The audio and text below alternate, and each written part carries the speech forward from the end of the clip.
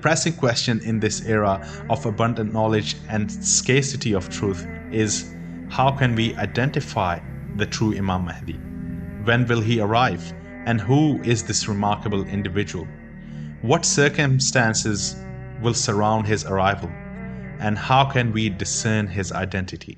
So let's dive right into the timeline of Imam Mahdi, as understood in Hadiths and by the opinions of notable scholars and ulamas. The period preceding the arrival of Imam Mahdi will be marked by tribulation, oppression, and tyranny for the Muslim Ummah. The winds of injustice will sweep across the lands, while the flames of warfare and persecution tear through the pillars upholding Islam in this world. Amidst this tumultuous era, an epic conflict shall unfurl, known as the event of Malhamatul Kubra or Malhama al-Kubra. Within the folds of this immense war lies a crucial moment where Constantinople, known today as Turkey, shall slip from the grasp of the Muslim world. Furthermore, the once venerable city of Yathrib or Medina shall be reduced to ruins, implying that potential devastation that may befall the entirety of Saudi Arabia. As the Muslim Ummah languishes in a state of ruin and chaos, with the Middle East serving as the battleground for this colossal conflict, a figure of great significance shall emerge from the depths. The upsurgence of Imam Mahdi will be occurring in a place to the direction of Khurasan. Although the precise details of his birthplace and lineage remain absent from the Hadiths, there are prophecies that illuminate Mahdi's character, ancestry, physical attributes, and the location of his appearance. Imam Mahdi shall arise from the noble lineage of Prophet Muhammadﷺ, descending from the noble progeny of Fatima radiallahu ta'ala anha.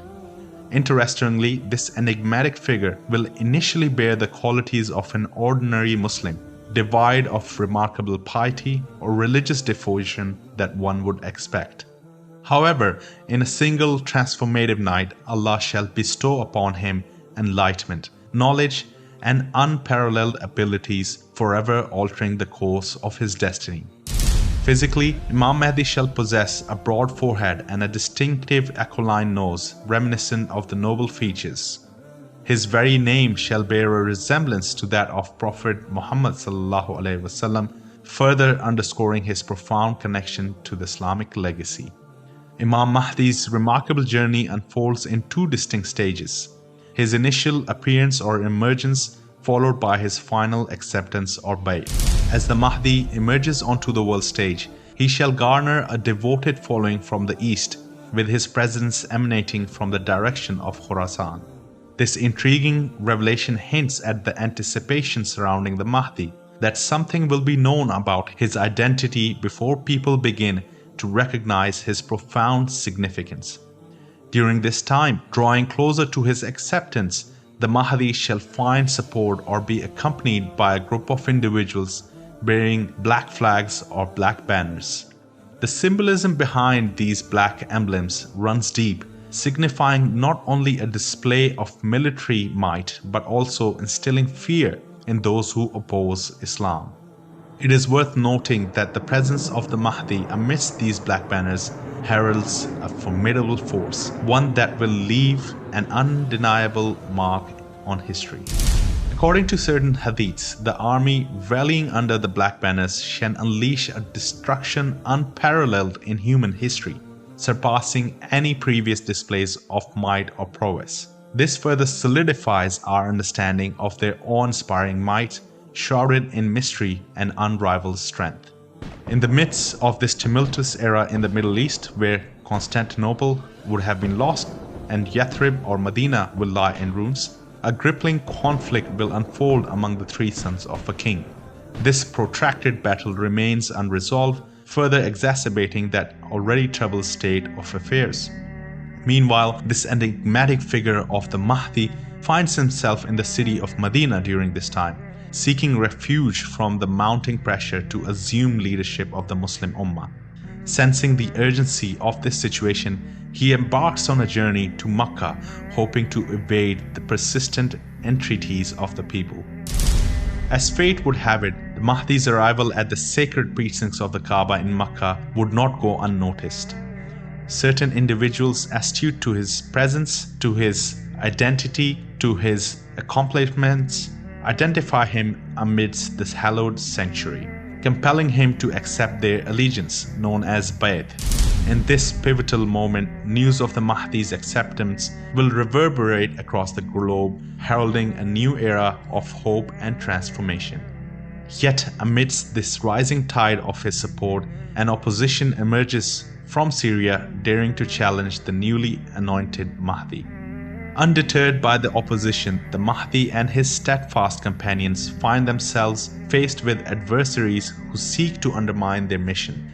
However, as events unfold, a remarkable intervention will take place. With divine intervention, Allah will command the earth to swallow the belligerent forces of Syria, symbolizing their defeat and solidifying the triumph of the Mahdi and his loyal followers.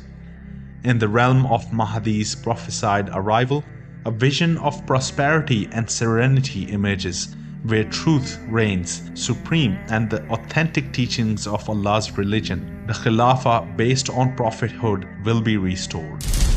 The arduous struggle known as the Great War or the epic Malhama al-Kubra at this point in time, which would have plagued humanity, will eventually draw to a close, paving the way for Mahdi and his dedicated followers to establish the tenets of Islam across the globe. Some hadiths hint at a formidable opposition that Mahdi's armies will confront at this time, a staggering 80 flags symbolizing a potential coalition of nations in conflict with his mission. Yet it is through the boundless mercy of Allah that Mahdi and his valiant forces will be granted triumph, reclaiming territories like Turkey and Jerusalem.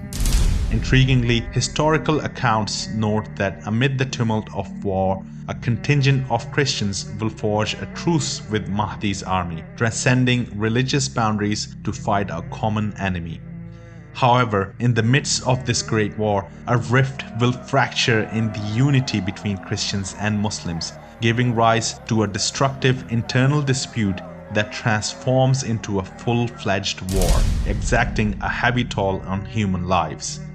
Nevertheless, amidst this turmoil, it is the unwavering faith of the true believers that will persevere, ultimately Mahdi and his army emerging victorious over tribulation. In the era governed by Mahdi, a time of unparalleled prosperity and equity shall dawn upon humanity. Allah's boundless blessings will overflow, eradicating poverty and ushering in a new era of abundant resources. Mahdi, bestowed with divine providence, shall be entrusted with the plentiful bounties of sustenance and favor, which he will graciously distribute to the farthest corners of the world, and hence he will be known as the distributor. This golden age of Mahdi's governance will endure for a span of 7, 8, or 9 years, serving as a prelude to the imminent arrival of a figure shrouded in darkness, the Dajjal or the Antichrist.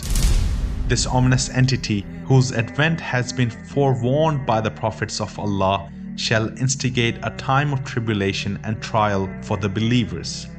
Emerging from the lands of Khorasan, the Dajjal or the Antichrist shall amass a following from the city of Isfahan in Iran. His nefarious influence shall extend far and wide as he traverses the globe, infiltrating every city in his path. None shall be spared from the turmoil wrought by the presence of the Dajjal or Antichrist, save for a few sanctuaries which his corrupting influence shall be barred from. In the midst of this chaotic era, certain sacred locations will remain safeguarded, shielded by celestial guardians. The holy cities of Medina and Mecca will be enveloped in the protective embrace of angels, impervious to Dajjal's reach. Likewise, the ground of Sinai Mosque and the revered Masjid Al-Aqsa shall serve as sanctuaries as well, beyond the clutches of Dajjal's malevolence. Within the vast corpus of Islamic traditions, the presence of Imam Al-Mahdi during the era of Dajjal remains a subject of divergence between Sunni and Shia hadiths. While Sunni sources do not explicitly mention the involvement of Imam Mahdi in this period, Shia traditions recognize his pivotal role, depicting him as a leader who valiantly confronts the Dajjal or the Antichrist in battle. It is important to note that the absence of specific Sunni hadiths does not definitively negate the presence of Imam Mahdi during this time. However, given the natural progression and evolution of hadith narratives, it is reasonable to speculate that Imam al-Mahdi could indeed be present, as the lack of such explicit references should not be regarded as a conclusive denial of his involvement. This notion gains further support when we consider the reliable hadith that speak of the arrival of Isa (AS) or Jesus and the concurrent presence of Imam al-Mahdi, with the latter leading the prayer ahead of Isa (AS). This hadith offers compelling evidence that Imam al-Mahdi will in fact be an active participant during the epoch of the Dajjal or Antichrist's emergence. Moreover, a captivating hadith sheds light on the temporal framework of Dajjal's reign amongst humankind. It stipulates a duration of 40 days, with the initial day equating to a year, the second day to a month, the third day to a week, and the remaining 37 days following the normal cycle of a day. Meanwhile, as the Mahdi assumes the mantle of Imam and Khalifa, leading the Muslim Ummah and believers and making preparations to confront the forces of Dajjal or Antichrist, Isa (AS) or Jesus will descend to the earth.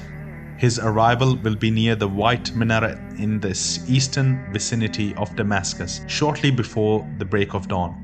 Imam Mahdi at the time, along with others, will beseech Isa (AS) to lead them in prayer.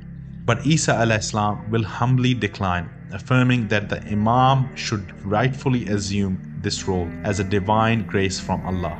In fact, Isa (AS)'s mission upon his return is not that of a new prophet, but rather that of a faithful follower of Prophet Muhammadﷺ, adhering to the sacred sharia that Prophet ﷺ brought. Thus, he will readily defer to the authority of the Khilafah of the era, that is, the Mahdi. As dawn breaks, signaling the arrival of a new day, Muslims on that day will gather to perform the Fajr prayer with Isa (AS) before embarking on their final confrontation with Dajjal and his formidable armies. In a remarkable testament to the divine power bestowed upon Isa (AS) or Jesus, the very breath exhaled by him will carry a fragrance that proves fatal to any disbeliever within its reach. Its alluring scent will permeate the air, stretching across the expansive horizon as far as the eye can behold. The ensuing battle will unleash an intensity that forces the army of Dajjal to scatter and seek refuge in the shadows. With this climatic showdown drawing to a close, the pursuit of Dajjal or Antichrist will commence at this point, ultimately culminating in his encounter and demise.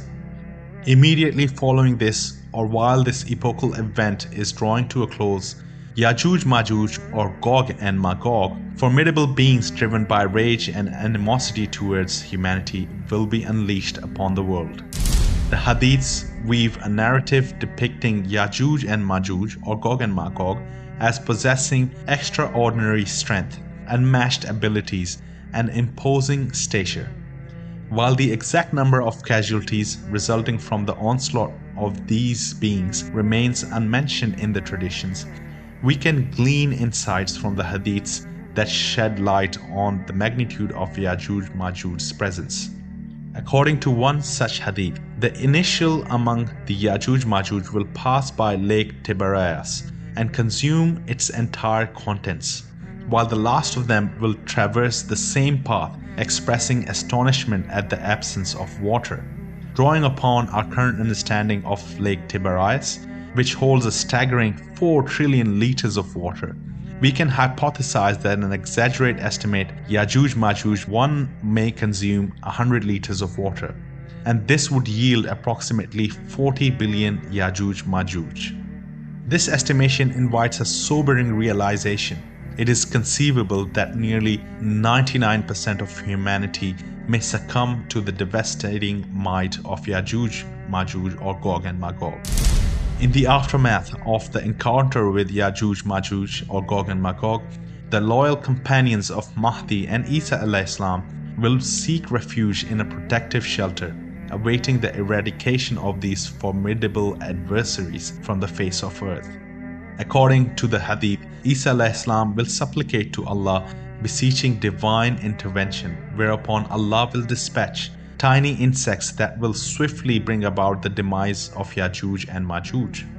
Emerging from their sanctuary, Isa (Islam) and his companions will find themselves encircled by the lifeless bodies of these fallen foes. The state of Isa (Islam) at this point and his companions during their protracted stay in the shelter will be marked by remarkable conditions. Such will be their circumstance that a single pomegranate will suffice to nourish all. This detail offers a glimpse into the prolonged duration spent within the confines of this shelter with limited provisions and resources. Their survival during this time will hinge solely upon the unwavering faith in Allah and an unimaginable reservoir of patience. Upon the eradication of Ya'juj-Ma'juj, the subsequent narratives solely pertain to the life of Isa (Islam) and the collective departure of the believers from this world. The Hadith do not provide a definitive account of the precise length of time Isa (Islam) will remain on earth, with some traditions suggesting up to the age of 40, approximately 7 to 8 years, and others indicating a span of 40 years. Following Isa (Islam's eventual departure, the remaining believers will likewise depart from this mortal realm. While they continue to dwell, a divine gust of wind will sweep across the land, extracting the souls of all faithful believers, while those who have embraced wickedness will be left behind. It was narrated by Anas that Prophet Muhammadﷺ said, "The hour will not begin until there is no one left on earth who says, Allah, Allah. And henceforth, the day of judgment will be established and the hour will begin, the hour of accounting of all humanity and the ultimate judgment of those who will abide in heaven and those who will perish in hellfire."